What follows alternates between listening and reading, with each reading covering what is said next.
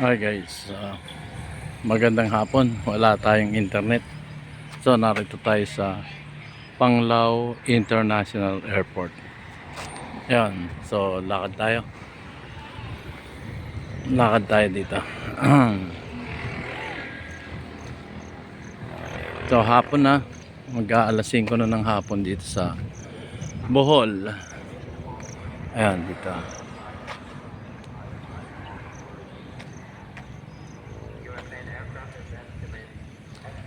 So naglalakad tayo dito sa Panglao International Airport, no?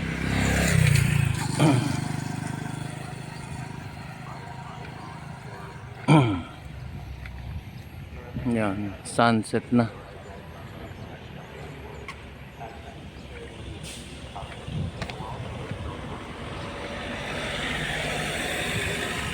Ganda yung airport nila.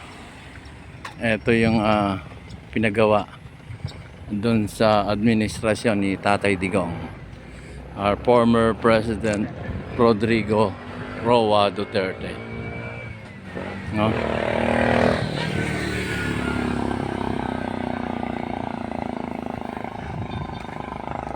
So yun yata yung tower nila, tower ng airport.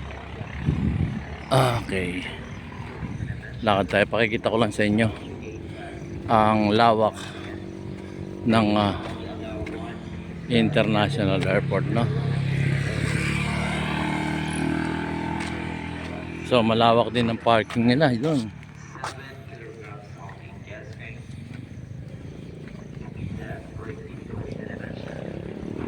Lalakad tayo.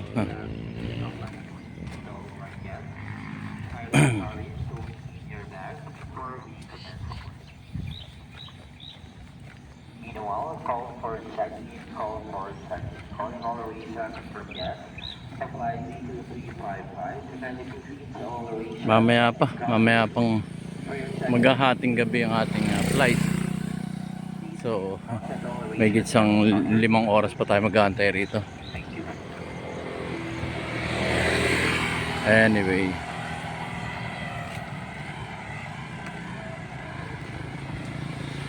ayan, araw. So pag ano nyo, eto na. Ito na yung international airport nila.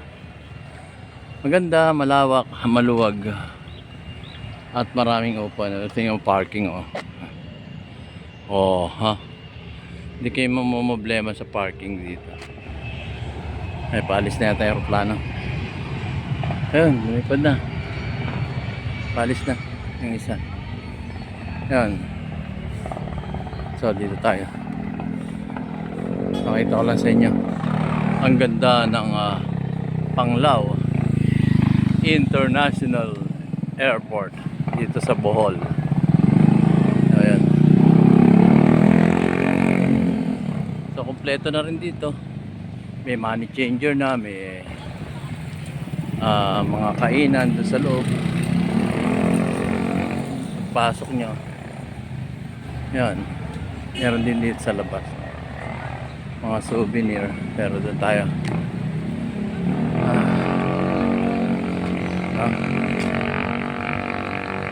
Ito mahaba ito hanggang doon.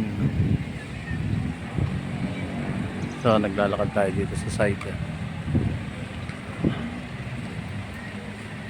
Lapit lang. Ano lang ito, pag nagtuktok o biyahe kayo, 5 minutes lang from Alona Beach hanggang dito sa International Airport ay mga 5 minutes lang, more or less mga 5 minutes na.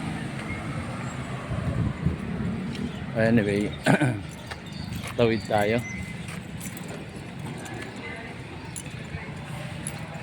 Tawid tayo dito sa Panglao International Airport.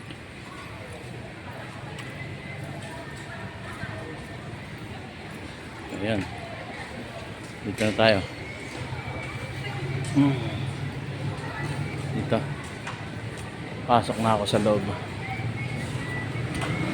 Dito anyway guys, maraming salamat sa inyong manonood.